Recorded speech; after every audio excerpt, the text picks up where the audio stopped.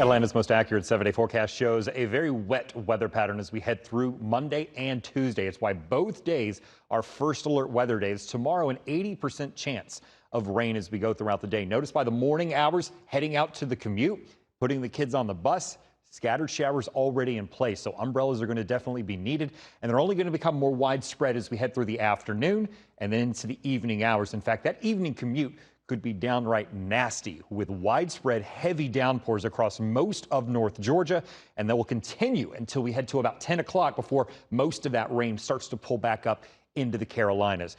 Tuesday is no better. In fact, actually Tuesday's worse. We are up to a 90% chance of rain as we go throughout the day. We're going to be noticing again morning showers possible across the region as we watch a band start to set up Tuesday morning.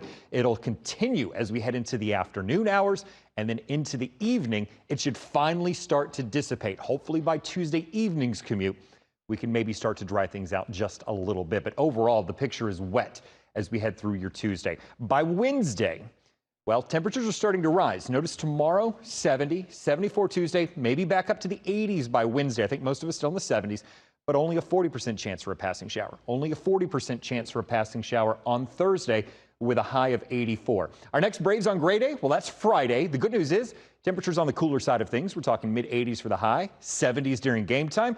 And the flip side is we'll still be dodging a few of those showers as we head through the afternoon and into the evening. So may need the poncho if you're going to be heading out to Truist Park. Now, by next weekend, still holding on to a 40% chance of a shower, but by Saturday up to 85, and then more seasonal pop-up showers and storms do look like they're back into the forecast for Sunday.